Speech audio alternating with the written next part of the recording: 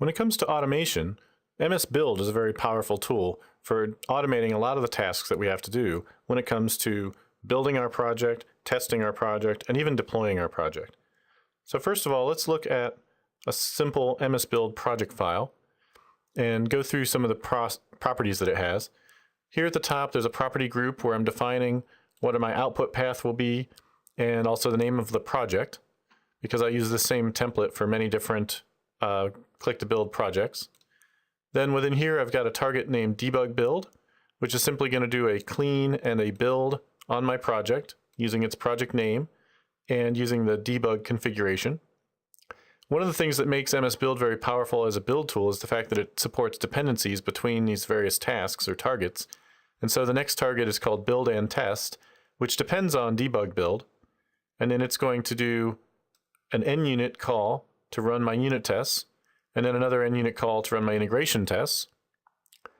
Then I have a release build that depends on build and test being successful, and it just does a clean and a build in release mode now of my project. And lastly, if I want to deploy, I can use this deploy target, which depends on release build, so it will only work if all my tests pass and my release build is complete, and it will copy my output to the deploy, whatever path I've set for that deploy path. So if we look at this folder,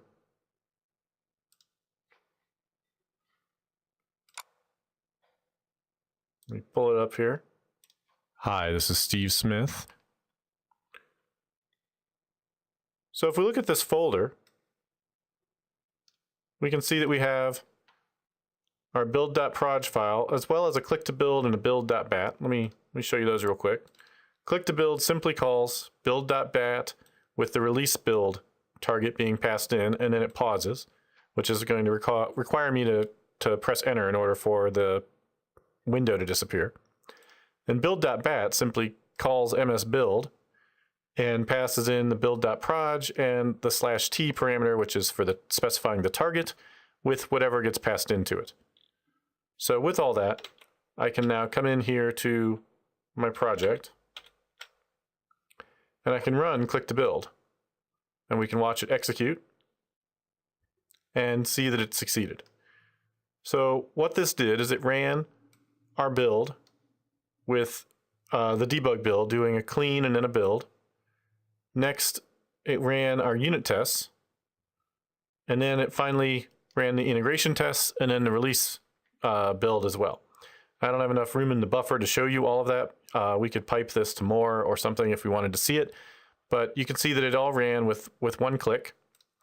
And the nice thing about this is if I extract this out from source control and then just run it, in this particular application, I'm having to use a Northwind database that would need to be set up. But assuming that Northwind was set up on the local host of whatever computer I was on, this should work.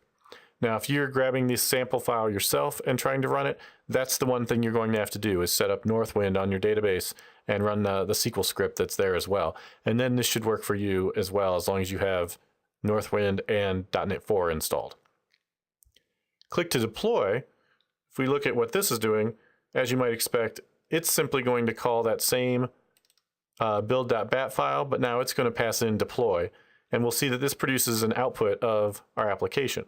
So when we run click to deploy, it's going to do everything the other one did, including running our unit tests and integration tests. And when it's finished, you can see that we now have a deploy folder. And in our deploy folder, we have our application built in release mode that we can go ahead and run and see that it works. So that's an example of showing how you can automate your process of compiling and testing your application using MSBuild.